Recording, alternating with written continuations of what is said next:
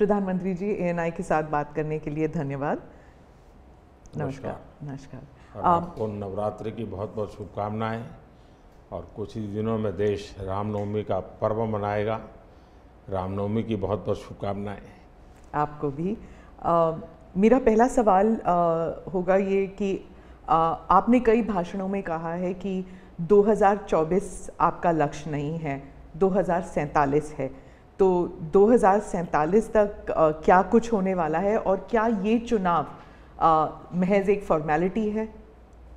मैं समझता हूं कि 2047 को और 2024 दोनों को मिक्सअप नहीं करना चाहिए, दो अलग चीज़ें हैं। जब देश आज़ादी के 75 साल अमृत महोत्सव मना रहा था, उसी समय मैंने ये विषय सबके सामने रखना शुरू किया था, आज से 1-2 साल पहले। और मैं ये कहता था कि 2047 देश की आज़ादी के 100 साल होंगे। स्वाभाविक रूप से ऐसे जो माइलस्टोन होते हैं वो एक प्रकार से नया उत्साह भरते हैं, नए संकल्प के लिए व्यक्ति को तैयार करते हैं। और उस अर्थ में मेरा मत था कि एक मौका है, 75 साल पर हम खड़े हैं, 100 साल पहुंचने वाले हैं, इस 25 साल का सर्वाधिक उपयोग कैसे करें।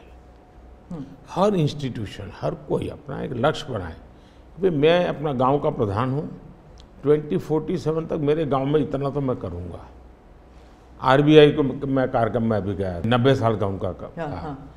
तो मैंने कहा कि 10 साल बहुत महत्वपूर्ण है, आपके 100 साल होंगे, इस पर अभी से सोचिए।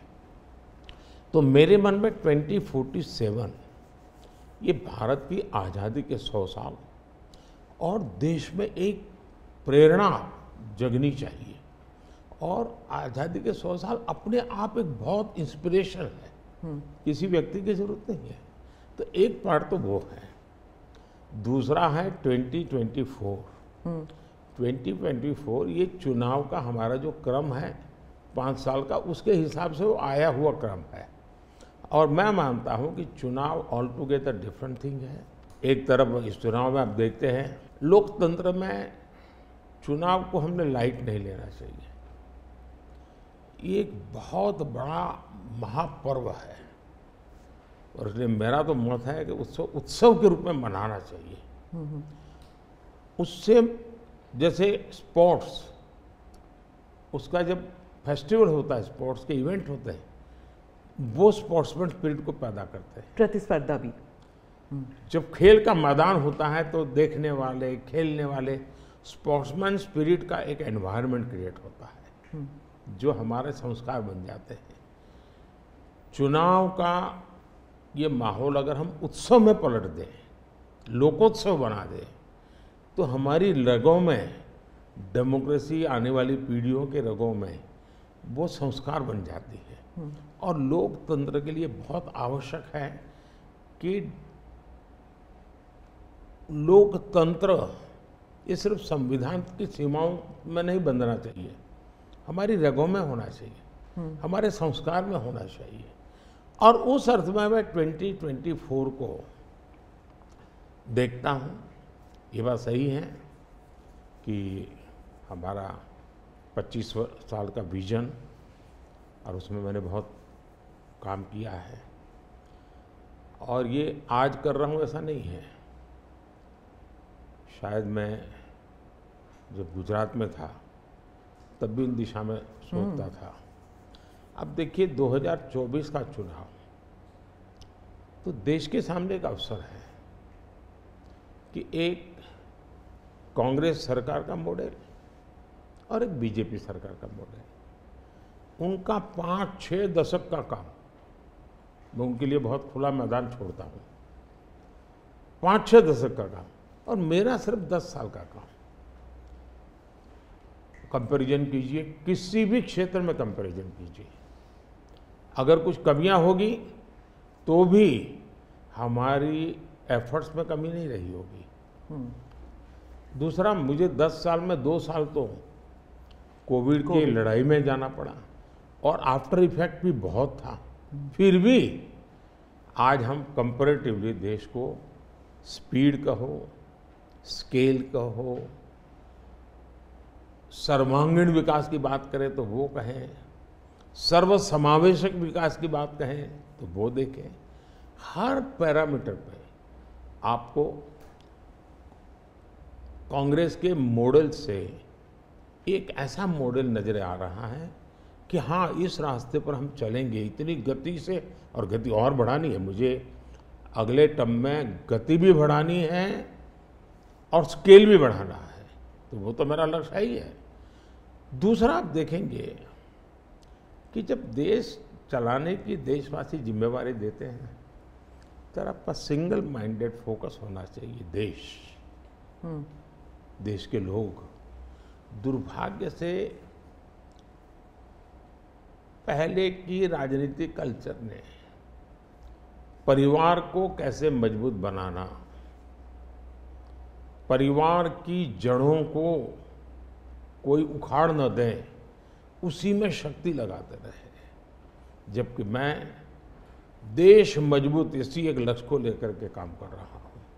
मेरी सरकार पूरी उस लक्ष्य को लेकर के काम रही है। और जब देश मजबूत होता है तो हर कोई उसका बेनिफिशियरी संतोष अनुभव करता है। हाँ यार, कुछ तो हो रहा है, मेहनत तो कर रहा है, ईमानदारी से कर रहा है, इन चीज़ों का इम्पैक्ट होता है। तो 2024 ये चुनाव है और चुनाव का मैदान है, तो हम एक अपने ट्रैक रिकॉर्ड को लेकर के गए हैं और वे अपने ट्रैक रिकॉर्ड को लेकर के आए हैं।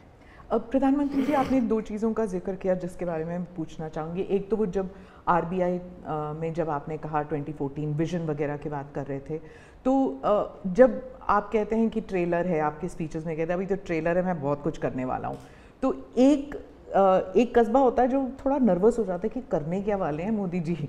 एक वो नर्वस होते हैं, जो दूसरी जिनका विश्वास आप पर पूर्ण तरह है, वो सोचते हैं कि हाँ अभी और काम बाकी है और मोदी जी उसे अंजाम देने वाले हैं। तो दोनों के लिए आप अगर हमें बताएं कि विजन क्या है कि 2047 तक किस तरह ये विजन सक्सेसफुल होगा, क्या आपका गेम प्लान है? जब मैं कहता हूँ कि मेरे मन में बहुत बड़े बड़े प्लान है और उसके लिए बहुत बड़े बड़े फैसले हैं, किसी को डरने की ज़रूरत नहीं है। मेरे निर्णय किसी को डराने के लिए नहीं है, किसी को दबाने के लिए भी नहीं है। मेरे निर्णय देश के सर्वांगीण विकास के लिए है, जन कल्याण के लिए है। देश के युवाओं के एस्पिरेशंस को मैं देर करना नहीं चाहता हूँ, मैं समय बिगाड़ना नहीं चाहता हूँ, उस अर्थ में मैं कह रहा हूँ। दूसरी बात है, ज़्यादातर सरकारों का स्वभाव होता है वो ये मिजाज में रहते हैं हमने तो सब कुछ कर लिया, हम तो सब कुछ करते हैं। मैं नहीं मानता हूँ मैंने सब कुछ कर लिया है। मैंने ज़्यादा से ज़्यादा करने का प्रयास किया है, सही दिशा में जाने का प्रयास किया है। फिर भी बहुत कुछ है जो मुझे अभी भी करना है, क्योंकि मैं देखता हूँ मेरे देश की कितनी आवश्यकताएं हैं। हर परिवार का सपना, वो सपना कैसे पूरा हो, ये मेरे दिल में पड़ा हुआ है। और इसलिए मैं कहता हूँ जो हुआ है वो ट्रेलर है, आपको अच्छा लगा है, लेकिन मैं बहुत अधिक करना चाहता हूँ, उस अर्थ में मैं उस बात को कहता हूँ। दूसरी बात है कि 2047 का जो विजन का सवाल है, एक तो मैं लंबे समय तक मुख्यमंत्री रह करके आया हूँ और मैं अनुभव करता था कि बार बार चुनाव, आचार संहिता, किसी भी राज्य में चुनाव हो तो मेरे राज्य से 30-40 सीनियर अच्छे अफसर ऑब्जर्वर के नाते जाते थे इलेक्शन ड्यूटी, तो 40-50 दिन तक वो बाहर रहते थे। तो मुझे चिंता रहती थी कि मैं सरकार कैसे चलाऊं, क्योंकि देश में ऐसे चुनाव होते ही रहते और मेरे ऑब्जर्वर जाते रहते। तो फिर मैंने सोचा कि मैं ये इसको वैकेशन नहीं मानता हूँ।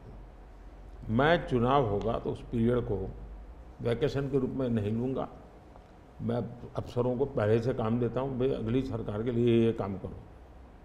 तो मैं उस समय भी 100 दिन का प्लान करता था। हाँ, उसी में पूछना था मुझे। हाँ। अभी तो चुनाव हो ही रहे हैं, अभी रिजल्ट्स भी नहीं आए और आप 100 दिन का प्लान बना रहे हैं। मैं चुनाव में जाने से पहले शुरू किया। हाँ।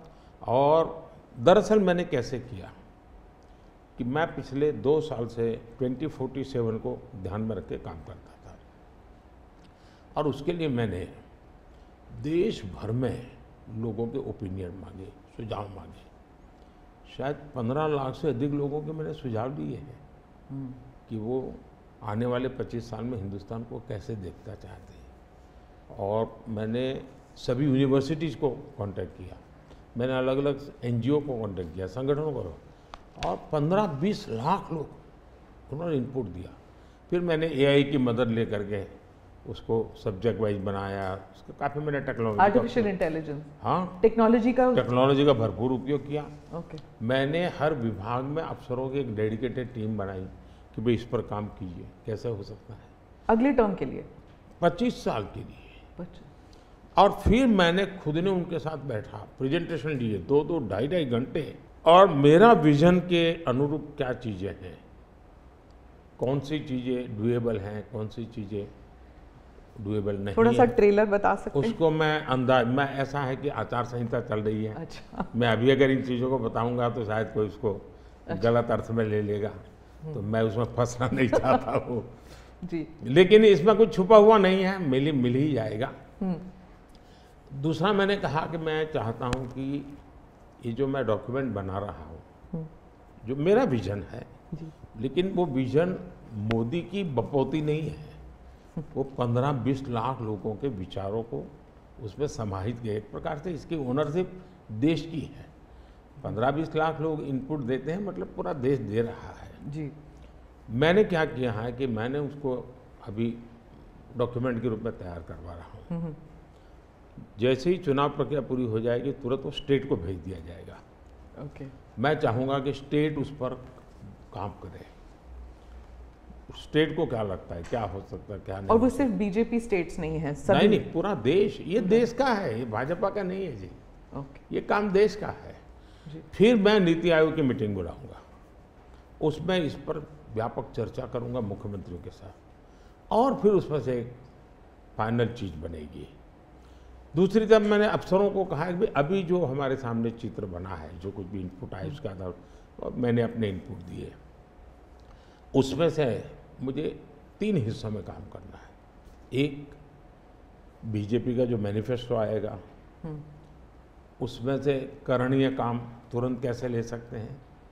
दूसरा, ये जो 25 साल का हमारा जो एक खाका बना है, जो मेरा अपना विजन है, अभी तो मैं चाहूँगा कि मुझे और भी उसमें क्रिटिकल इनपुट चाहिए मुझे। मैं ऐसा नहीं मानता हूँ कि सब कुछ मुझे ही समझ और मुझे ही दिखता है। कोशिश मैंने भारी की, मैंने काफ़ी समय लगाया इसमें। उसको मैं 3 हिस्सों में बांटा। एक 25 साल, उसके लाइट में मेरे नेक्स्ट 5 ईयर, और उसके लाइट में मेरे फर्स्ट 100 डेज। तो इस प्रकार से मैंने पूरा डिजाइन बना के अफसरों को काम पे लगा दिया है, क्योंकि मैं 1 मिनट भी गंवाना नहीं चाहता हूँ जी। अब आपको याद होगा 2019 में बहुत कम लोगों को ध्यान रहता है, उस समय भी मैंने 100 दिन का काम दे करके चुनाव के मैदान में गया था, और जब मैं वापस आया आर्टिकल 370 100 दिन में मैंने कर दिया। 3 तलाक से मेरी बहनों को मुक्ति दिला दी, पहले 100 दिन में किया। यूएपीए बिल सिक्योरिटी को लेकर के हमने 100 दिन में कर दिया। बैंकों का मर्जर बहुत बड़ा काम था, हमने 100 दिन में किया। इतना ही नहीं, पशु का टीकाकरण, ये कोविड के टीकाकरण की इतनी चल रहा है ना, मैं देश में पहली बार करीब 15,000 करोड़ रुपया लगा करके पशुओं के टीकाकरण का बड़ा अभियान चला रहा हूँ, और मैंने 19 में पहले 100 दिन में किया था। तो मैं 100 दिन का क्या काम करना वो हैफाजत नहीं करता, मैं बिल्कुल प्लानिंग करके उसको आधार पर आगे चलाता हूँ। मोदी जी, आपने एक टर्म कॉइन किया है जो बहुत ही लोकप्रिय हो गया है, मोदी की गारंटी। अब चुनाव के वक्त कई लोग कह रहे हैं कि क्या उम्मीदवार जो है वो नॉट इम्पॉर्टेंट है। वोट तो सिर्फ मोदी जी को जा रहा है क्योंकि मोदी जी की गारंटी है। तो इलेक्शन के दौरान ये सब टर्मिनोलॉजी इम्पोर्टेंट होता है। पहली बात है, उम्मीदवार ही नहीं, चुनाव में हर मतदाता इम्पोर्टेंट होता है। चुनाव में बूथ लेवल का कार्यकर्ता भी इम्पोर्टेंट होता है, कैंडिडेट भी उतना ही महत्वपूर्ण होता है। और इसलिए ये कह देना कि और किसी का महत्व नहीं होता है, ये वरना इतना बड़ा चुनाव हो ही नहीं सकता है जी, तो बहुत महत्व होता है। जहाँ तक गारंटी का सवाल है, आज हमारे यहाँ दुर्भाग्य से शब्दों के प्रति जो कमिटमेंट होना चाहिए वो एक प्रकार से लग रहा है कि ये तो चलते का नाम गाड़ी, कुछ भी बोल दो, कहीं पर भी बोल दो, कोई जिम्मेवारी नहीं। अब आप देखा होगा इन दिनों एक नेताजी के पुराने ढेर सारे वीडियो बाजार में घूम रहे हैं और उनके एक विचार से दूसरा विचार कितना कॉन्ट्राडिक्टरी है। अब लोग एक साथ देखते होगा, अरे ये आदमी इतना हमें मूर्ख बनाता था, हमारी आंख में धूल झोंकता। अभी मैंने एक नेता का भाषण सुना, उन्होंने कहा एक झटके में मैं गरीबी हटा दूंगा। अब जिनको 5-5, 6-6 दशक देश का राज करने को मिला, वो जब आज कहेंगे कि मैं एक झटके में गरीबी हटा दूंगा, तो देश सोचता है ये क्या बोल रहे हैं जी। तो मुझे लगता है पॉलिटिकल लीडरशिप की क्वेश्चनेबल होती जा रही है। ऐसे में प्राण जाए और वचन न जाए, ये महान परंपरा से हम निकले हुए लोग हैं। मैं मानता हूँ नेताओं ने ओनरशिप लेनी चाहिए, जिम्मेवारी लेनी चाहिए। ये मैं जो बोल रहा हूँ मतलब मेरी जिम्मेवारी है, ये कोई करेगा ऐसा करेगा ऐसे नहीं चलता है। और उसमें से मैंने बल दिया है गारंटी का। मैं कमिटमेंट भी करता हूँ और उसका मैं ओनरशिप ले रहा हूँ। और जब ओनरशिप लेते हैं ना तो देश को भरोसा होता है। आज आप देखिए कि हम जो बात कहते हैं उस पर लोगों का भरोसा है। 370 हटाऊंगा,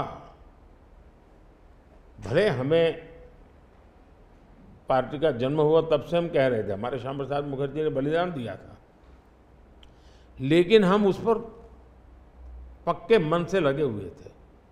जब मेरा मौका आया मैंने पूरी हिम्मत दिखाई, 370 गई और आज जम्मू कश्मीर का भाग्य बदल गया। 3 तलाक कितने ही चीजों से गुजरा, पॉलिटिकल लीडरशिप डर गई, लोगों को रहा भी इनके पर क्या भरोसा करें।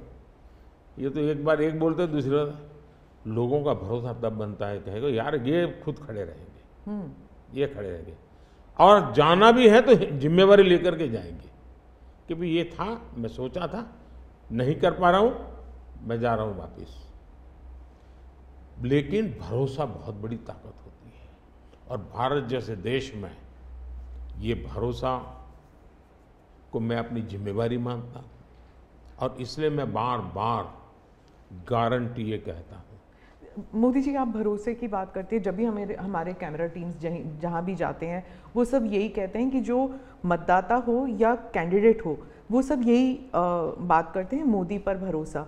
तो have we come to this situation जहाँ पे पहले होते थे, बोला जाता था कि Indira is India, India is Indira, और अब है मोदी इज़ भारत, भारत इज़ मोदी।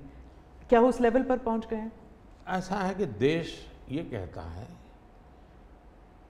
और जो मैं खुद भी फील करता हूँ कि ये माँ भारती का बेटा है, ये माँ भारती का संतान है। उससे ज़्यादा न लोग मुझे मेरे लिए सोचते हैं, न ही मेरे लिए बोलते हैं। भारत माँ का संतान है, माँ की सेवा कर रहा है, तो इतना ही बहुत है। मैं राम मंदिर प्राण प्रतिष्ठा की बात करती हूँ। इसको एक राजनीतिक रंग नहीं चढ़ना चाहिए था, लेकिन हो गया है। और जब इलेक्शंस आ गए हैं तो फिर चाहे ऑपोजिशन हो या बीजेपी हो, एक दूसरे पर आरोप लगाते हैं, तुम पापी तुम पापी। कांग्रेस कहती है कि इसका राजनीतिकरण बीजेपी ने किया इसलिए वो पापी है, बीजेपी कहती है कि न्योता देने के बावजूद आप प्राण प्रतिष्ठा में आए नहीं इसलिए आप पापी हैं। तो इसे आप कैसे देखते हैं? पहली बात है कि इसका राजनीतिकरण किसने किया,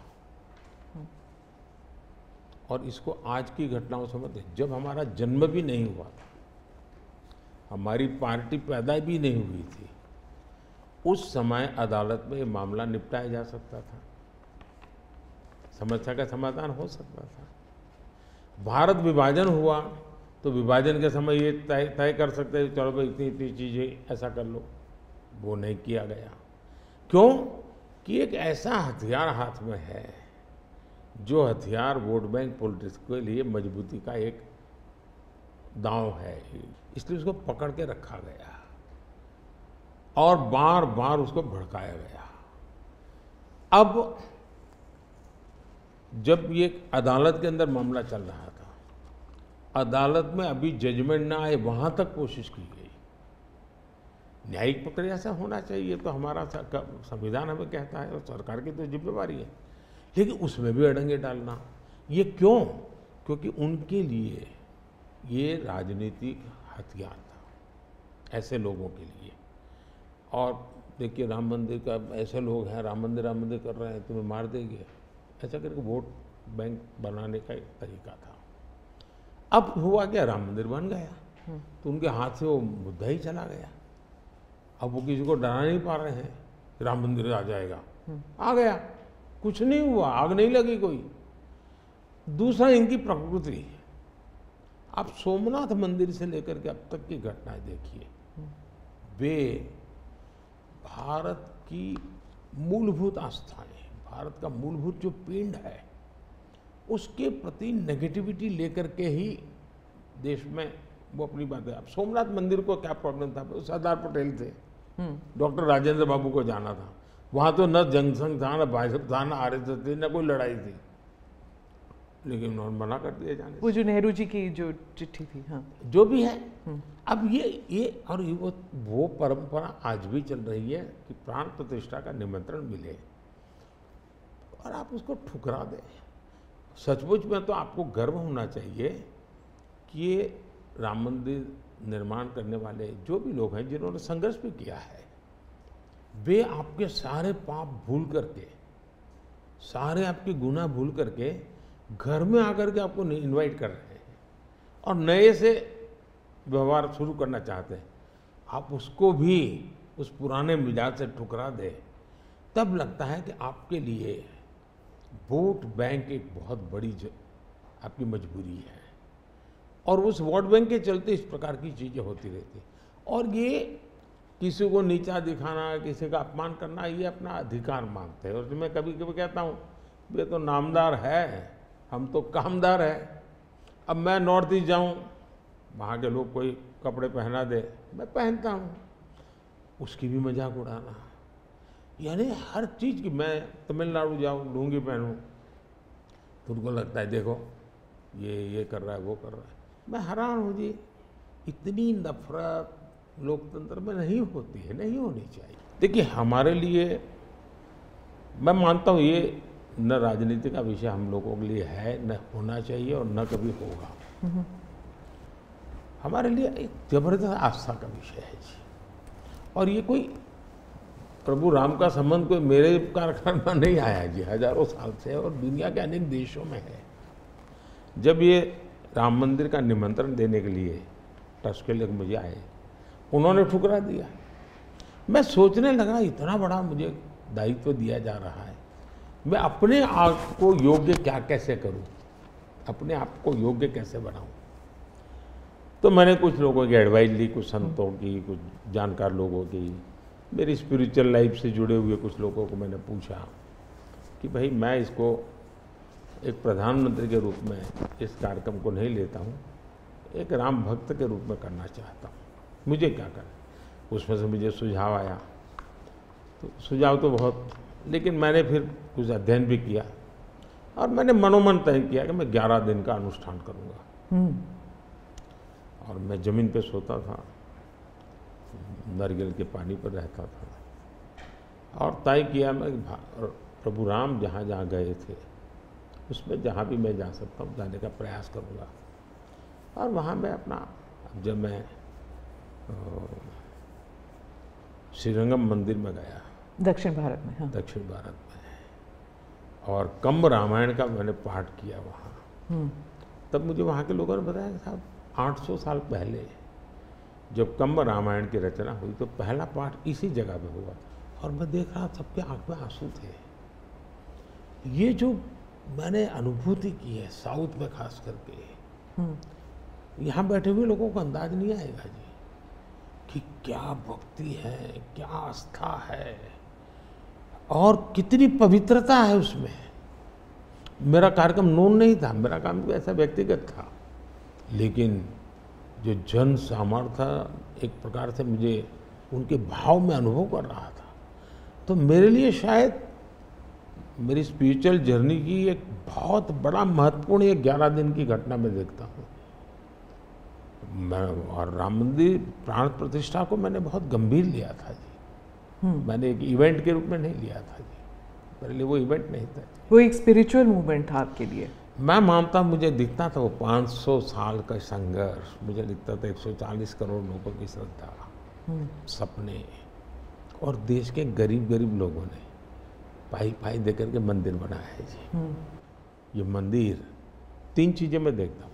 एक, 500 साल का अविरत अखंड एक निष्ठ संघर्ष, लाखों लोगों का एक काम के लिए बलिदान। दूसरा, लंबी न्यायिक प्रक्रिया, इतने सालों की न्यायिक प्रक्रिया, और न्यायिक प्रक्रिया के हर तराजू से तूल करके निकला हुआ, कसौटी हुआ। दूसरा, टेक्नोलॉजी का उपयोग, ASI के द्वारा उसकी खुदाई, सबूत, ये एक बहुत बड़ा।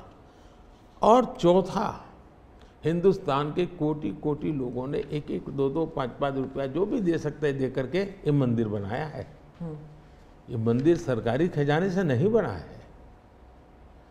ये ऐसे पहलू हैं कि जो भारत के स्वाभिमान को, भारत के सामर्थ्य को, भारत के सपनों को, भारत के संकल्प को और भारत के आने वाली पीढ़ी को बहुत बड़ी प्रेरणा देने वाले हैं। हम दक्षिण भारत की बात करते हैं तो पहले मैं दक्षिण भारत के कुछ मुद्दों के बारे में उठाऊंगी। बीजेपी का एक ऐसा नेता तमिलनाडु में उभर के आया है जो इसके लिए मीडिया अटेंशन काफ़ी कुछ आ रहा है, वो है अन्नामलाई जी। तो वो काफ़ी कॉन्फिडेंट है कि तमिलनाडु में बीजेपी को डबल डिजिट फिगर आएंगे।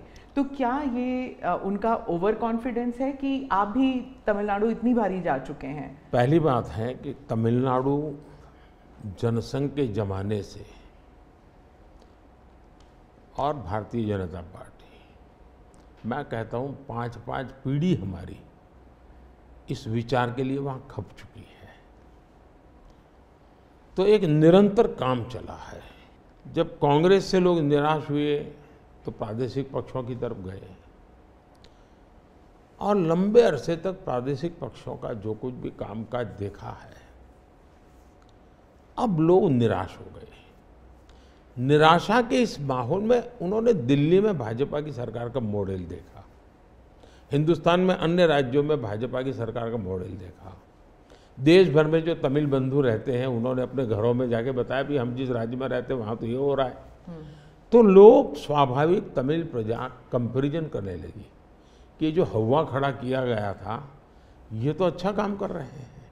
अब जैसे मैंने तमिल काशी संगम किया तो तमिलनाडु में DMK पार्टी वाले लोग ये तो पानीपुरी वाले कर करके मजाक उड़ाते थे, लेकिन जब तमिलनाडु के लोग काशी संगम कार्यक्रम में आए और काशी का रूप रंग देखा, उन्होंने कहा ये हमने तो जो सुना था ऐसा नहीं है, ये तो बहुत डेवलप दिखता है, बड़ी प्रगति हो रही है, IT का नेटवर्क दिखता है। तो सोचने का तरीका बदलने लगा और उसके कारण DMK के प्रति जबरदस्त गुस्सा पैदा हुआ है। मैं कल्पना नहीं कर सकता इतना बड़ा गुस्सा पैदा हुआ है। वो गुस्सा पैदा डाइवर्ट हो रहा है बीजेपी की तरफ पॉजिटिव वे में। और अन्नामलाई एक बहुत ही अच्छे आर्टिकुलेट है, यंग है, बहुत ही अपनी आईपीएस कैडर में बहुत बड़ी प्रतिष्ठित नौकरी छोड़ कर के आए हैं। दूसरा, लोग सोचते हैं कि यार इतना बड़ा होनहार कैरियर छोड़ के आया आदमी तो डीएमके एआईडीएमके में चला जाता, उसकी तो जिंदगी बन जाती। तो वो वहाँ नहीं गया, वो बीजेपी में आया। तो लोग आप यार ये बीजेपी में गया है मतलब कुछ मेटल है, कुछ अच्छे इरादे वाला इंसान लगता है, तो स्वाभाविक रूप से उसके आकर्षण का केंद्र बना है। और मेरी पार्टी की विशेषता है, हम हर स्तर के हर छोटे मोटे कार्यकर्ता जिसमें क्षमता है उनको अवसर देते हैं। हमारा कोई परिवारवादी तो पार्टी है नहीं, परिवार से चलित पार्टी नहीं है। जिन पार्टियों में of the family, by the family and for the family होता है, और इसलिए हमारे यहाँ तो हर एक को अवसर मिलता है। फैमिली बेस्ड पॉलिटिक्स अगर हम बात करें तो तमिलनाडु में डीएमके ने कहा है कि उन्होंने काफ़ी बयान दिए हैं सनातन के खिलाफ, और वो तो काफ़ी अरसे से करते आए हैं, काफ़ी दशकों से उनका एंटी सनातन पोजीशन रहा है। लेकिन अब जो है वो लोग थोड़ा बहुत आक्रोश दिखने को मिल रहा है। तो आप क्या समझते हैं कि is it because of awareness कि लोग बीजेपी की तरफ मुड़ रहे हैं, या फिर सनातन के खिलाफ जो उनके स्टेटमेंट्स है वो बाकी राज्यों में भी ये फैल रहा है? अब मैं इस सवाल को जरा अलग तरीके से देखता हूँ। सवाल हमें कांग्रेस को पूछना चाहिए। जो कांग्रेस जिसके साथ किसी जमाने में महात्मा गांधी का नाम जुड़ा हुआ था, जो कांग्रेस जहां इंदिरा गांधी जी गले में माला खुलेआम पहन करके घूमती थी, रुद्राक्ष माला, जो हाँ रुद्राक्ष माला पहन करके घूमती थी इंदिरा जी। सवाल कांग्रेस को पूछना चाहिए कि तुम्हारी क्या मजबूरी है कि सनातन के खिलाफ इतना जहर उगलने वाले लोगों के साथ तुम क्यों बैठे हो भाई? क्या तुम्हारी राजनीति अधूरी रह जाएगी क्या? ये कौन सी कांग्रेस की सोच विकृति आ रही है? कांग्रेस में ये चिंता का विषय है।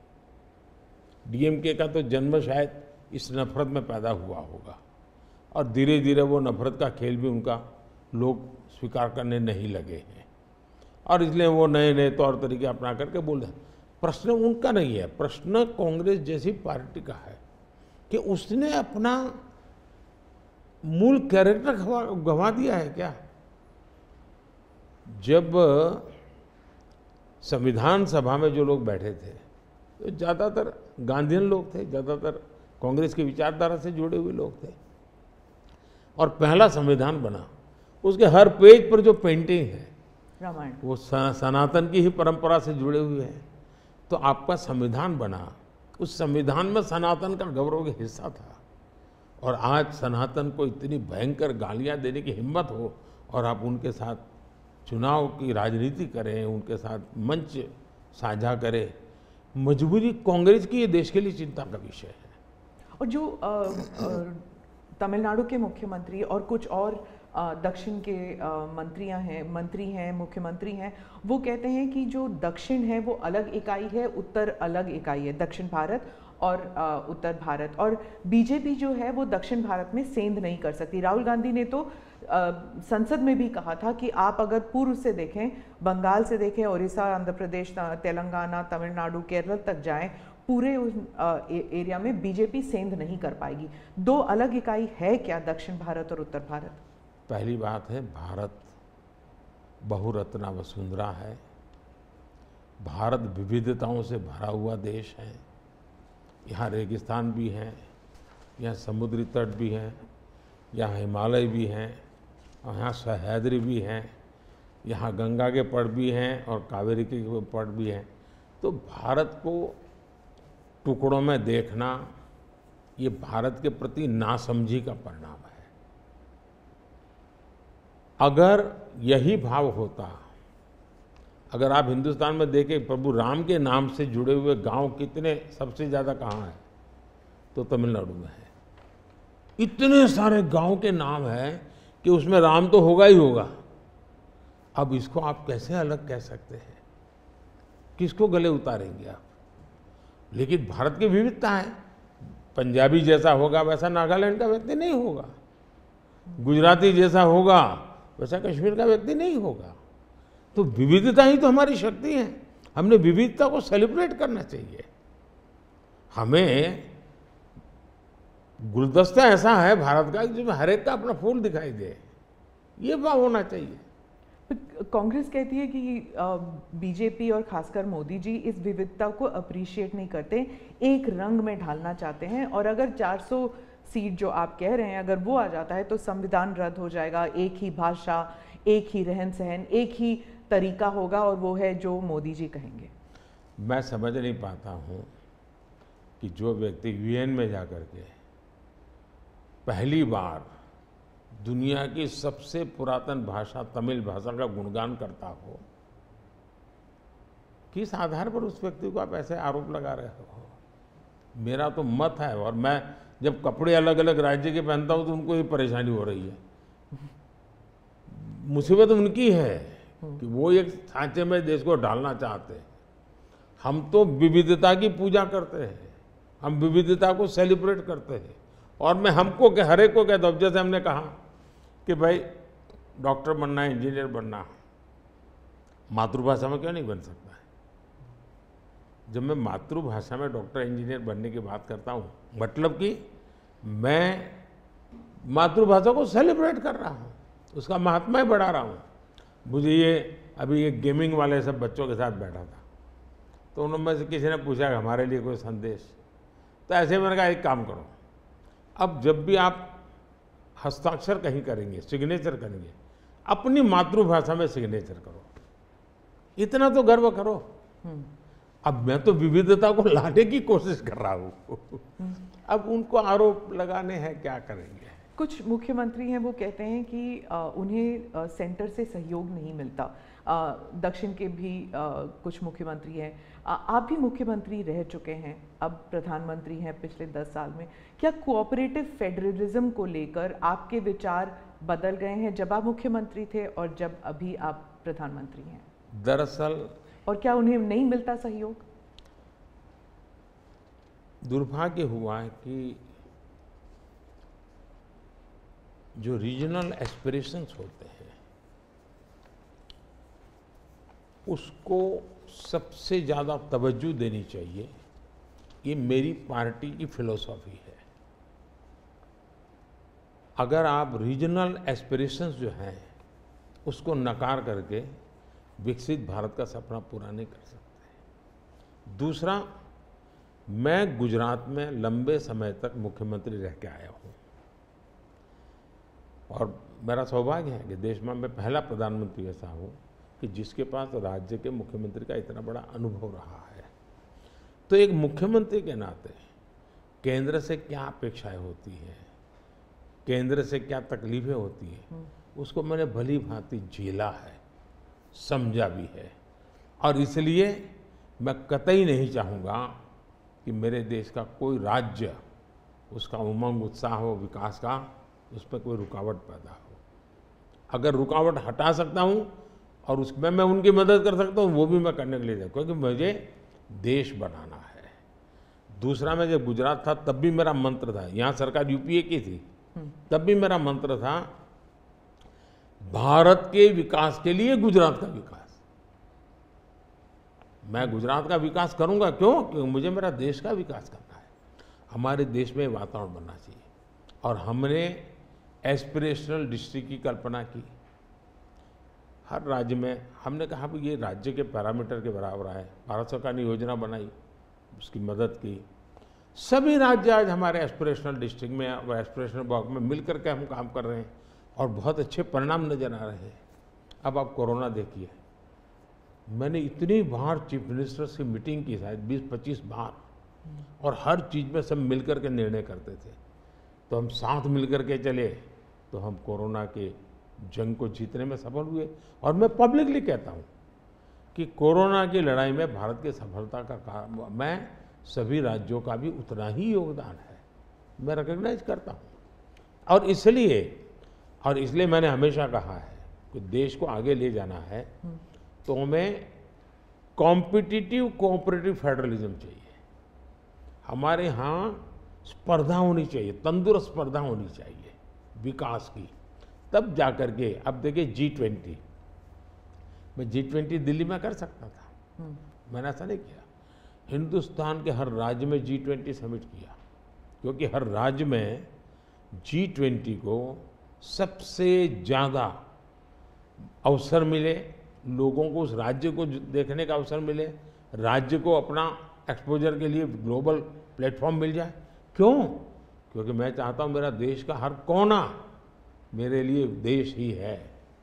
मोदी जी, दो सवाल G20 को लेकर मैं पूछना चाहती थी आपसे। एक तो वो जो क्लासिक शॉट था ना, वो प्रेसिडेंट बाइडेन और प्रिंस सलमान जो हैंडशेक वाला जो शॉट, उसके बारे में एक। दूसरा, वेस्टर्न मीडिया में बहुत से आर्टिकल्स आते थे उस वक्त कि कोई कंसेंसस होगा नहीं, डिक्लेरेशन होगा नहीं, पर हो गया डिक्लेरेशन।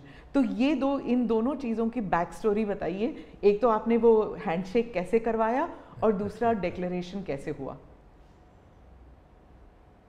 एक ग्लोबल गुड जब उसके लिए काम करते हैं और अपने निजी कोई इफ्स एंड बट्स नहीं होते हैं, तो आप दुनिया को ऑन बोर्ड ले सकते हैं।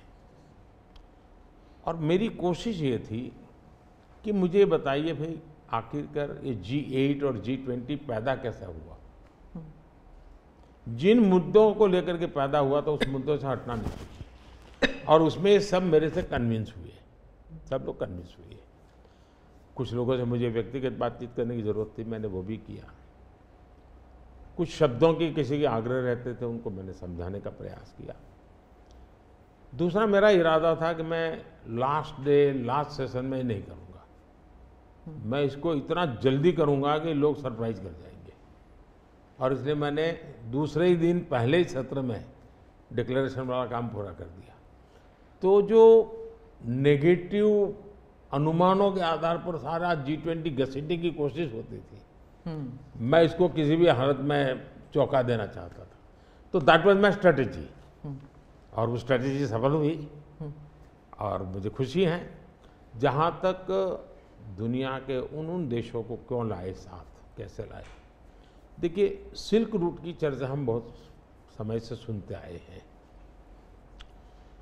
सिल्क रूट किसने बनाया, कैसे बना, कोई हिस्ट्री अवेलेबल नहीं है। तो सिल्क रूट चल पड़ा और यानी इवॉल्व हुआ धीरे धीरे।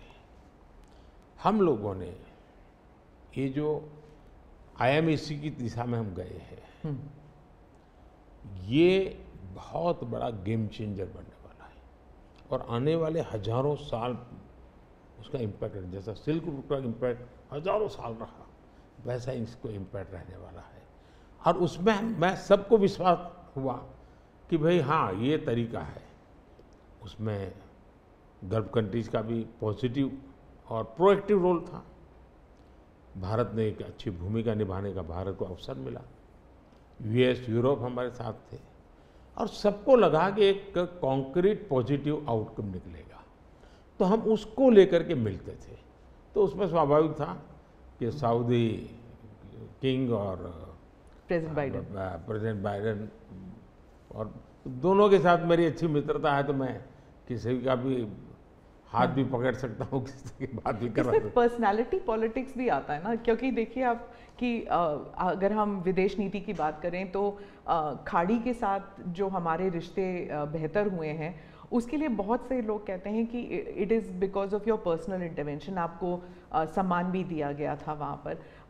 तो चाहे ईस्ट एशिया हो या वेस्ट एशिया हो, इसमें पर्सनालिटी पॉलिटिक्स कहाँ तक इम्पोर्टेंट है कि आप उनके जो राष्ट्रपति हैं या प्रधानमंत्री हैं, उनके साथ आपका वाइबिंग होता है, आप उनके साथ बातचीत करते हैं और वो फिल्टर डाउन होता है। फिर कहाँ तक इसमें पर्सनालिटी पॉलिटिक्स भी है? मैं समझता हूँ कि इसके अलग अलग व्यू हो सकते हैं और सब सही हो सकते हैं। एक मत स्ट्रॉन्ग है कि पर्सनालिटी कल्ट या पर्सनल रिलेशन, ये बहुत ज़्यादा इन चीज़ों में नहीं डाले थे। एक मत है, स्ट्रॉन्ग मत है। मुझे लगता है कि हमारी डिप्लोमेसी अगर प्रोटोकॉल में फंसी रहेगी तो हम परफॉर्म नहीं कर पाएंगे। डिप्लोमेसी की ताकत भी इनफॉर्मल में भी है। प्रोटोकॉल में ही ऐसा नहीं है।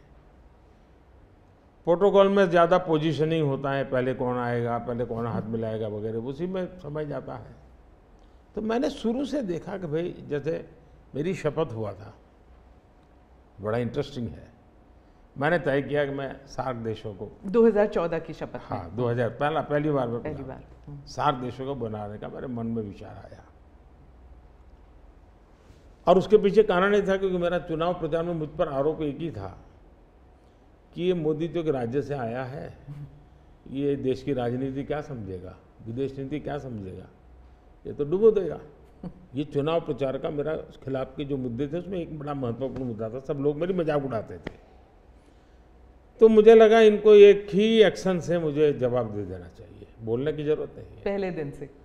तो मैंने शपथ समारोह में सार्क देशों को बुलाया। उसके पहले मैंने बैक चैनल से उन सबसे सहमति ले ली थी, ऐसा तो नहीं हो सकता कि कोई, और सब लोग आए। मेरा शपथ हुआ। फॉरेन मिनिस्टर अभी तो हमारा बना भी नहीं था, और मैं इन सारी चीज़ों से बिल्कुल नया था, बिल्कुल अनभिज्ञ था, लेकिन बायलैटरल सबके साथ होना था। जब हम लोग हैदराबाद हाउस में गए तो मुझे समझाया सब प्रोटोकॉल वालों को, सब ऐसा होगा, वो आएंगे, आप ऐसा कहेंगे सर। जब समय हुआ आना शुरू, मैंने कहा ऐसा करो मैं बाहर जाता हूँ उनको लेने के लिए। तो सारी सिस्टम हिल गई थी कि यार अपने प्रधानमंत्री गेट पर जाएंगे। सारी मेरी एमईए की प्रोटोकॉल की जो दुनिया थी ना, उसके लिए वो पहला ही दिन बड़ा गजब होता, और मेरे लिए वो एक एक्शन सारे मेरे दरवाजे खोल दिए थे। और इसलिए मैं प्रोटोकॉल में बंधने के बजाय परफॉर्मेंस पर फोकस करके डिप्लोमेसी के लेवल को शिफ्ट करने का प्रयास किया हूँ, और उसमें मुझे सफलता मिली है। President Obama, president Biden, president Trump, इन तीनों के साथ आपने काम किया हुआ है, और इंडिया यूएस रिलेशंस एक अपवर्ड ट्रैजेक्टरी पे हैं। लेकिन बहुत से मुल्क हैं जो भारत की अपवर्ड ट्रैजेक्टरी से परेशान होते हैं। ये इट इज़ अंडरस्टूड कि ये है, जैसे कि चाइना, क्योंकि वो दे यूज टू थिंक कि ग्रुप ऑफ 2 होगा, एक तरफ चाइना, एक तरफ अमेरिका, मतलब 2 पावर सेंटर्स होंगे। तो मैं सिर्फ उदाहरण के लिए चाइना दे रही हूँ, लेकिन हमारे इर्द गिर्द जो मुल्क हैं वो भी थोड़े असमंजस में है कि ये भारत की ट्रैजेक्टरी इतनी ऊपर इतनी जल्दी जा रही है। क्या हम अपने नेबरहुड को अपनी सक्सेस स्टोरी का हिस्सा नहीं बना सकते? अच्छा सवाल आपने पूछा। हमारी डे 1 से पॉलिसी है, एक नेबर फर्स्ट, दूसरा एक्ट ईस्ट। तो जो हमारे ईस्टर्न पार्ट के जो हमारे आसियान कंट्री के देश हैं, उसमें हमने एक्ट ईस्ट पॉलिसी लिया है, यहाँ नेबरहुड फर्स्ट। तो ये हमारा डे 1 से हमारे देश की भी पॉलिसी है और हमारी भी पॉलिसी है। पहले लूकैस था, मैंने आकर के उसको एक्ट ईस्ट कहा, लेकिन इसमें दूसरा, आज दुनिया के सैकड़ों मील दूर भी कोई देश है, उनको लगता है कि भारत की प्रगति में हमारा कोई बेनिफिट है, तो पड़ोसी को नहीं देखेगा। आज पड़ोसी सबसे ज़्यादा खुश हैं क्योंकि भारत उनके सबसे, अब जैसे कोविड के कालखंड में कोई पड़ोसी देश ऐसा नहीं है कि जिसकी हमने मदद नहीं की हो। नेचुरल कैलेमिटी, कोई ऐसा देश नहीं है। अब जब नेपाल में भूकंप आया, फर्स्ट रिस्पॉन्डर हम थे। श्रीलंका में बहुत बड़ा क्राइसिस आया, उस क्राइसिस के समय सबसे ज़्यादा उनको मुसीबत में से बाहर निकालने का कोई काम किया है तो हिंदुस्तान ने किया, और पब्लिकली वो रिकग्नाइज करते, इसको कहते हैं। और इसलिए मैं तो दूसरा अनुभव कर रहा हूँ, वो हमसे बहुत अपेक्षाएं करते हैं, और पॉजिटिव अर्थ में मैं कहता हूँ, अच्छे रूप में देखते हैं। और भारत ने भी कहा है कि भाई हम हमारे सभी देशों को, पड़ोसियों को शक्तिशाली और समृद्ध देखना चाहते हैं। आपने दोस्ती का हाथ बढ़ाया था 2014 से ही पाकिस्तान, चाइना के साथ भी ऐसे किया था, लेकिन जब आप सक्सेस स्टोरी या अपने नेबरहुड फर्स्ट की बात करते हैं तो पाकिस्तान, चाइना, मालदीव्स ये भी आते हैं, और यहाँ पर कटाक्ष है, अगर आप बात करें तो इसके लिए सुधार की? उसमें उनकी अंदरूनी राजनीति महत्वपूर्ण है। भारत और उन देशों का संबंधों से ज़्यादा उनका इंटरनल पॉलिटिक्स के लिए कुछ चीज़ें जरूरी है।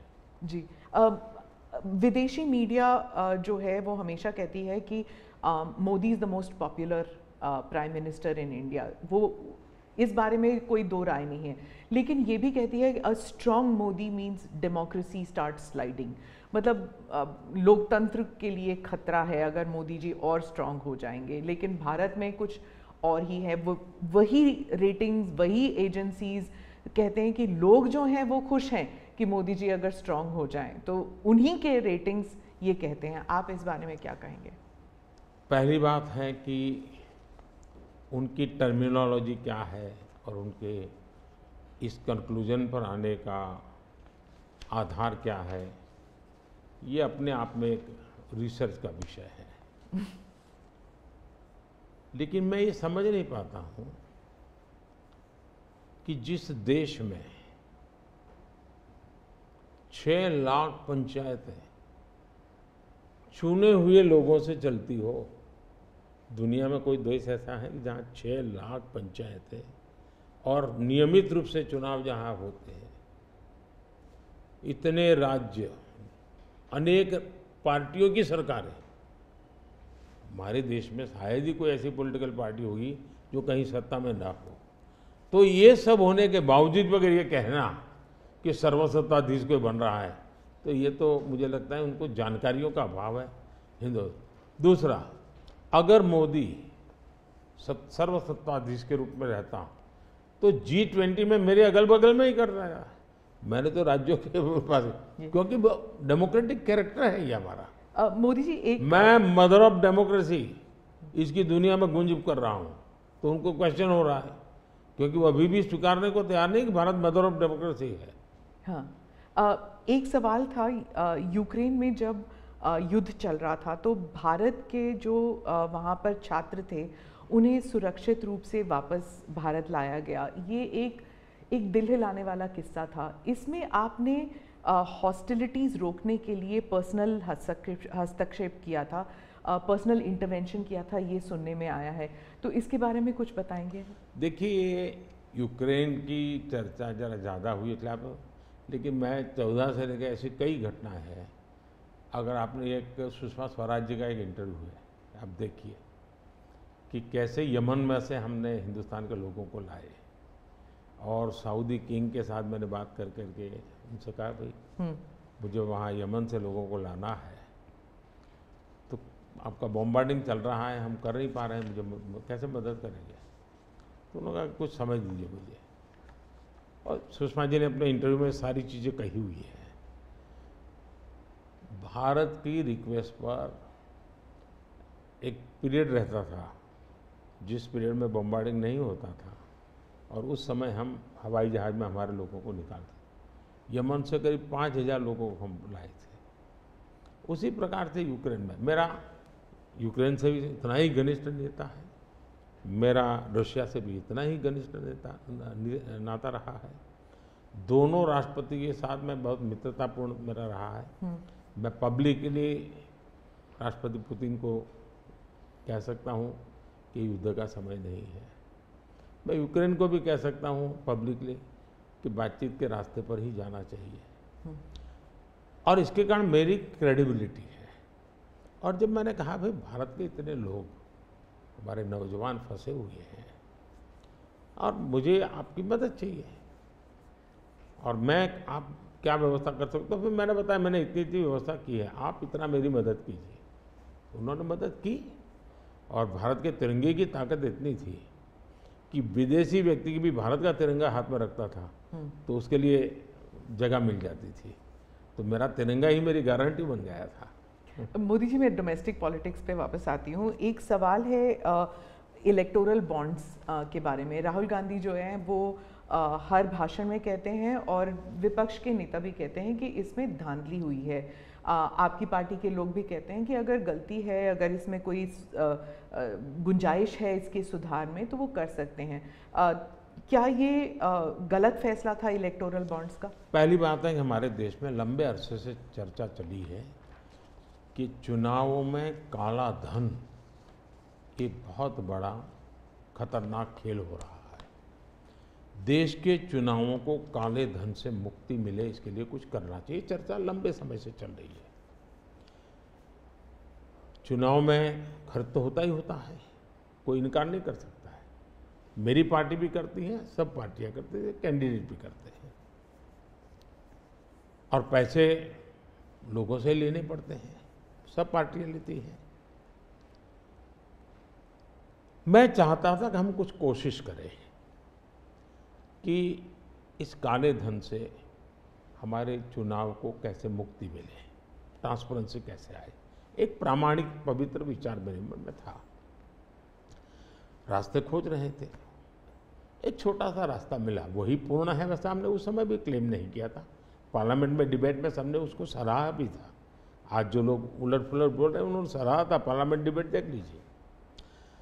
हमने कैसे कैसे काम किए, जैसे 1000 और 2000 के नोट खत्म कर दिए। चुनाव में वही बड़े बड़ी मात्रा में ट्रैवलिंग करते हैं, क्यों कि ये काला धन खत्म हो। हमने सुप्रीम कोर्ट ने कहा था कि 20,000 रुपये तक पॉलिटिकल पार्टियां कैश ले सकती हैं। मैंने कानून बनाकर, नियम बना करके 20,000 को 2,500 कर दिया। क्यों? क्योंकि मैं नहीं चाहता था कि ये कैश वाला कारोबार चले। फिर मैंने कहा है कि इलेक्टोरल बॉन्ड, कि जो पार्टी अपना सीक्रेसी मेंटेन करना चाहती है। होता था क्या, जैसे हम पहले बीजेपी में चेक से पैसा लेंगे ये तय किया, तो सब व्यापारी लोग हमें आकर के कहें साहब हम चेक से दे ही नहीं सकते। हमने कहा क्यों नहीं दे सकते? बोले हम चेक से देंगे तो हमें लिखना पड़ेगा, हम लिखेंगे तो जो सरकार है वो देखेगी कि ये विपक्ष को इतना पैसा दिया, तो हमें तो वो परेशान करेंगे। तो बोले हम तो पैसे देने के लिए तैयार है लेकिन चेक से नहीं देंगे। तो मुझे याद है हमारे 90 के दशक में जो चुनाव में हमको बड़ी दिक्कत आई थी, पैसे नहीं थे हमारे पास, और हम नियम लगा के बैठे थे कि हम चेक से लेंगे। देने वाले देने को तैयार थे, चेक से देने की उनकी हिम्मत नहीं थी। तो ये सारी चीज़ों का मुझे पता था। तो मैंने कहा भाई, तो हमने कहा भाई ऐसा है, अब देखिए इलेक्टोरल बॉन्ड न होते तो किस व्यवस्था में ताकत है वो ढूंढ के निकालते कि पैसा कहाँ से आया और कहाँ गया। ये तो इलेक्टोरल बॉन्ड की सक्सेस स्टोरी है कि इलेक्टोरल बॉन्ड थे तो आपको ट्रेल मिल रहा है मनी का, कि किस कंपनी ने दिया, कैसे दिया, कहाँ दिया। अब उसमें अच्छा हुआ बुरा हुआ वो विवाद का विषय हो सकता है, इसकी चर्चा हो। मुझे जो चिंता है वो, मैं ये कभी नहीं कहता हूँ निर्णय में कोई कमी नहीं होती है, निर्णय तो चर्चा कर सीखते हैं, सुधारते हैं। इसमें भी सुधार के लिए बहुत संभावना है, लेकिन आज हम पूरी तरह काले धन की तरफ देश को धकेल दिया है। और इसलिए मैं कहता हूँ सब लोग पछताएंगे, जब बाद में ईमानदारी से सोचेंगे सब लोग पछताएंगे। अब देखिए इलेक्टोरल बॉन्ड का भी विशेषता देखिए कैसा झूठ चल रहा है। कुल देश में 3000 कंपनियों ने इलेक्टोरल बॉन्ड दिए हैं। उसमें 3000 में 26 कंपनियां ऐसी हैं जिन पर कार्रवाई हुई है। ये कहते हैं ना ईडी वीडी टिकना फला, 3000 डोनर है उसमें सिर्फ 26, और उनमें से 16 कंपनियां ऐसी थी छापा जब लगा उस समय बॉन्ड खरीदा। कोई जोड़ सकता है इसको?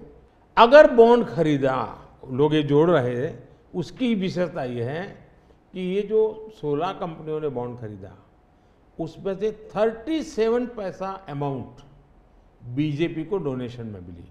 37, 63% बीजेपी के विरोधी पार्टियों को मिली। अगर पूरे जोड़े जाएं तो हाँ। मैं ये 16 कंपनी जिसका ईडी सीबीआई कोई न कोई उस समय एक्शन भी हुआ और बॉन्ड भी निकला, 37% अमाउंट बीजेपी ने, 63 ऑपोजिशन को। क्या ईडी रेड करे और ऑपोजिशन को डोनेशन देने का कार्यक्रम वर्क करे? क्या बीजेपी ऐसा करेगी? इसका मतलब कि 63% पैसा विपक्ष के पास जाए और आप आरोप हम पर लगाएं, लेकिन उनको गोलमोल बोलना है और भाग जाना है। हम ट्रांसपेरेंसी की बात करते हैं तो विपक्ष कहता है कि ईडी, सीबीआई, आईटी, सारे के सारे इदारे जो हैं, इलेक्शन कमीशन को भी जोड़ते हैं वो, कि सारे इदारों पर बीजेपी हावी है और लेवल प्लेइंग फील्ड है ही नहीं। मतलब they already making the ground कि इलेक्शन जो है वो फेयर नहीं हो सकता।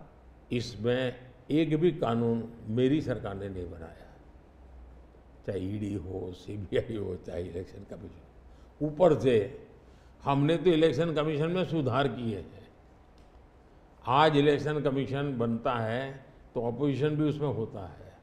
पहले तो प्रधानमंत्री एक फाइल पे साइन करके इलेक्शन कमीशन बना देता था, और जो उनके परिवार के साथ निकट जुड़े थे ऐसे ऐसे लोग इलेक्शन कमिश्नर बने थे। ऐसे लोग इलेक्शन कमिश्नर बने थे जो वहाँ से निकलने के बाद राज्यसभा के मेंबर बने, उनकी सरकार के मिनिस्टर बने। ऐसे इलेक्शन कमिश्नर बने थे जो कांग्रेस के बाद में कैंडिडेट बने, और इसलिए हम उस लेवल पे प्ले नहीं कर सकते। तो हमारा लेवल प्ले फील्ड हो ही नहीं सकता, हम ऐसे बन ही नहीं सकते। हम अच्छे रास्ते पर जाना चाहते हैं, हम उस रास्ते पर जाना नहीं चाहते। दूसरी बात है, आखिर ईडी सीबीआई कैसे बनी? ईडी वगैरह का आप देखेंगे या इलेक्शन कमीशन का अपने एक कहावत है, नाच न जाने आंगन टेढ़ा। और इसलिए कभी ईवीएम का बहाना निकालेंगे, कभी मूलतः पराजय के लिए वो कुछ रीजनिंग अभी से सेट करने में लगे हैं ताकि पराजय उनके खाते में न चढ़ जाए। वो कह रहे हैं लड़े कैसे आप? या तो ऑपोजिशन लीडर्स को जेल में डाल रहे हैं, या फिर अगर वो आपकी पार्टी में आ गए तो सारे पाप धुल गए। कितने ऑपोजिशन लीडर जेल में हैं? कोई मुझे बताए। और क्या यही ऑपोजिशन लीडर उनके सरकार चलाते थे? या जेल का डर है? हाँ, डर तो पाप का होता है जी, ईमानदार को क्या डर होता है? मेरे यहाँ भी तो उन्होंने मेरे होम मिनिस्टर सबको जेल में डाल दिया था। दूसरा, ईडी की बात करते हैं। आप गुजरात के बारे में कह रहे हैं जब आप मुख्यमंत्री? हाँ, मैं मुख्यमंत्री था। अच्छा, जो ईडी की बात करते हैं, ईडी ने जितने केसेस किए ना, उसमें से सिर्फ, देश को समझना, सिर्फ 3% ही पॉलिटिकल लोग इन्वॉल्व है जिन पर एक केस हुए हैं। 97% जिनका राजनीति से कोई लेना देना नहीं, ऐसे लोगों है को हुआ है जो कोई ड्रग माफिया है, कुछ अफसर हैं जो करप्शन करते हैं, कुछ अफसर हैं जो बेनामी संपत्ति बना के बैठे हुए हैं। 97% केस उन पर हुए हैं, जेलों में वो लोग गए हैं। अच्छा, मजा देखिए, ईडी एक स्वतंत्र संस्था को काम कर देना चाहिए, नहीं करने देना चाहिए? बनाई क्यों भाई? 2014 से पहले ये संपत्ति अटैच करने का ईडी को अधिकार है। 2014 से पहले उन्होंने सिर्फ 5,000 करोड़ रुपए की संपत्ति अटैच की। कौन रोकता था ईडी को भाई? और किसके लाभ में कहता? मेरे कालखंड में गलत काम करने वालों की 1 लाख करोड़ रुपए की संपत्ति अटैच हुई है। कई देश की जनता का पैसा नहीं है? दूसरा आंकड़ा तो आप और हैरान हो जाओगे। 2014 पहले इसी ईडी ने देश में से 34 लाख रुपए, 34 लाख रुपया कैश जब्त किया था। मतलब कि स्कूल बैग में आ जाए इतना पैसा, स्कूल बैग में आ जाए। पिछले 10 साल में हमने 2,200 करोड़ रुपया कैश जब्त किया है, 2,200 करोड़ रुपया कैश जब्त किया है। कहाँ 34 लाख, कहाँ 2,200 करोड़? 34 लाख रुपया एक बैग में आ जाता है, 2,200 करोड़ रुपया शिफ्ट करना है तो वो हाथी का छोटा सा ट्रक आता है ना, 70 ट्रक लगेंगे तब जाकर इतना रुपया हमने ईडी ने हमारे यहाँ हमारे कालखंड में। इसका मतलब ये है कि ईडी सही काम कर रही है। कैश पकड़ा है भाई, लोग पकड़े नहीं, कैश भी पकड़ा है। और मेरा ये कमिटमेंट है जी मैं ये कन्विंस हूं कि भ्रष्टाचार ने देश को तबाह करके रखा है। हमें देश में से भ्रष्टाचार के खिलाफ लड़ाई लड़नी चाहिए, पूरी ताकत से लड़नी चाहिए, और ये मेरा व्यक्तिगत रूप से मेरा ये कन्विक्शन बना हुआ है। एक सवाल आर्थिक इशू पर है कि जब इलॉन मस्क भारत आने वाले हैं, और वो जब आपसे अमेरिका में मिले थे तो उन्होंने कहा था वो आपके प्रशंसक हैं, he is a fan of yours. क्या हम भारत में टेस्ला कार, स्टारलिंक, ये सब देखेंगे? और इससे जुड़ा एक सवाल था कि क्या जब ऐसे कंपनीज भारत में आएंगे तो क्या नौकरियां बढ़ेंगी? क्योंकि बहुत से लोग चाहते हैं कि, और थोड़ा भय भी है कि जब ये इंटरनेशनल कंपनीज भारत आएंगी तो क्या भारत में नौकरियां होंगी, नहीं होंगी? इन दोनों पर पूछना चाहती हूँ मैं। देखिए, पहली बात है, एलन मस्क मोदी के प्रशंसक है, वो अपनी जगह पे है। मूलतः वो भारत के प्रशंसक है, और मैं अभी उनको मिला ऐसा नहीं। मैं 2015 में उनकी फैक्ट्री देखने गया था, वो कहीं बाहर थे, तो स्पेशली अपने सारे कार्यक्रम कैंसिल करके वो वापस आए। मुझे सब चीज़ें खुद ने अपनी फैक्ट्री में दिखाई, और उनका विजन क्या है वो मैं उनसे समझा। मैं अभी गया तो दोबारा भी उनसे मिला था, और अभी वो भारत आने वाले भी हैं। देखिए, भारत में पिछले 10 साल में दुनिया भर से हर क्षेत्र में पूंजी निवेश हो रहा है। अब हमारा ईवी मार्केट, इलेक्ट्रिक व्हीकल का मार्केट कितना बड़ा बना है, आपको जानकर के हैरानी होगी कि कितना बदलाव आया है, लोग पकड़ नहीं पाते। 2014-15 में हमारे देश में 2000 इलेक्ट्रिक व्हीकल थे, 2000 बिके थे। 14-15 में 2000 इलेक्ट्रिक व्हीकल बिके थे।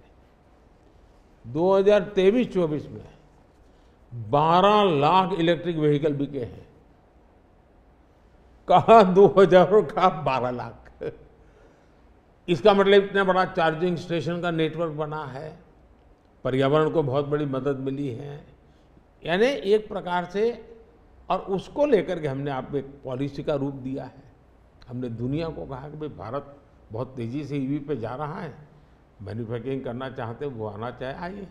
इतना ही नहीं, मैं चाहता हूँ हिंदुस्तान में निवेश आना चाहिए, क्योंकि भारत में वो चीज़ें जिसमें भले पैसा किसी का भी लगा हो, पसीना मेरे देश का लगना चाहिए, उसके अंदर सुगंध मेरे देश की मिट्टी की आनी चाहिए, ताकि मेरे देश के नौजवानों को रोजगार मिले। और मैं उसके लिए, अब देखिए, गूगल उसका बड़ा काम यहाँ कर रहा है, सैमसंग यहाँ पर आया, एप्पल बहुत बड़ी मात्रा में यहाँ पर आया। हमारे यहाँ बड़ोदरा के अंदर एयरक्राफ्ट मैन्युफैक्चरिंग के लिए काम शुरू हुआ, सेमीकंडक्टर के लिए अभी तो ताइवान के एक लीडर का बड़ा अच्छा बयान भी आया। यानी हम हर क्षेत्र में चाहते हैं कि लोग टेक्नोलॉजी ट्रांसफर करें, हम चाहते हैं कि लोग पूंजी निवेश करें, हम चाहते हैं कि हमारे देश के नौजवानों को रोजगार मिले। मैं ये अब मुझे मंजूर नहीं है कि मेरा देश के गेहूं बाहर जाए और ब्रेड में बाहर से लूँ। मैं ऐसा नहीं चलाऊँगा। जो भी करूँगा मेरे देश में करूँगा, मेरे देश के नौजवानों के लिए करूँगा, और मैं इसके लिए नीतियाँ भी बनाता हूँ, हिम्मत के साथ बनाता हूँ, और लोग आ भी रहे हैं, भरोसा कर रहे हैं। प्रधानमंत्री जी, अंत में 2 सवाल पूछना चाहूँगी। एक तो फर्स्ट टाइम वोटर्स, पहले बार जो मतदान करने वाले हैं, उनके लिए आपका क्या संदेश है? और दूसरा, जो ईमानदार मध्यम वर्गीय करदाता है, honest middle class tax payer, millions are there, तो उनके लिए वो क्या उम्मीद कर सकते हैं मोदी 3.0? देखिए, मैं जो विकसित भारत की बात करता हूँ, उसके साथ साइमल्टेनियस किसका भविष्य जुड़ा हुआ है? जो आज 20 साल का, 22 साल का है, वो 2047 में है, उसकी पूर्ण जिंदगी का एक कालखंड है एक प्रकार से, तब वो 40, 45, 50 का होगा। मतलब ये भारत के विकसित भारत बनने की प्रक्रिया और उसकी जिंदगी की प्रक्रिया दोनों साथ है, गोल्डन अपॉर्चुनिटी है उसके साथ। ये सबसे ज़्यादा बेनिफिशियरी आज का जो फर्स्ट टाइम वोटर है वो 2047 का सबसे बड़ा बेनिफिशियरी बनने वाला है। ये बात मैं उसको समझा रहा हूँ कि भाई मैं तेरा भविष्य बना रहा हूँ, तुम मेरे साथ जुड़ जाओ। और मैं क्या मानता हूँ कि वो जुड़ेगा। दूसरा, फर्स्ट टाइम वोटर जो है वो परंपरागत चीज़ों से बाहर आना चाहता है। अब आप देखिए विपक्ष का घोषणा पत्र पूरी तरह इकोनॉमी को फेल करने वाला घोषणा पत्र है। एक प्रकार से विपक्ष का घोषणा पत्र देश के जो फर्स्ट टाइम वोटर हैं या पिछले जिनकी उम्र 25 से कम है उनके भविष्य को रौंदने वाला उनका मैनिफेस्टो के इकोनॉमिक प्रोग्राम है। वो तो खटाखट खटाखट खटाखट पैसे देने वाला। मैं उनको क्या करना है, पूरा अगर एनालिसिस करोगे तो सबसे बड़ा नुकसान ये जो देश के 25 साल की उम्र से कम उम्र वाले लोग हैं उनके भविष्य को रौंदने वाला एक उनका इकोनॉमिक प्रोग्राम है जी। बर्बाद हो जाएगा। मुझे उनकी ज़िंदगी बनानी है। मैं देश में इनोवेशन को बल देना चाहता हूँ। देखिए देश में जो पैटेंट इन दिनों रजिस्ट्री हुई, हिस्टोरिकल रिकॉर्ड है पैटेंट के।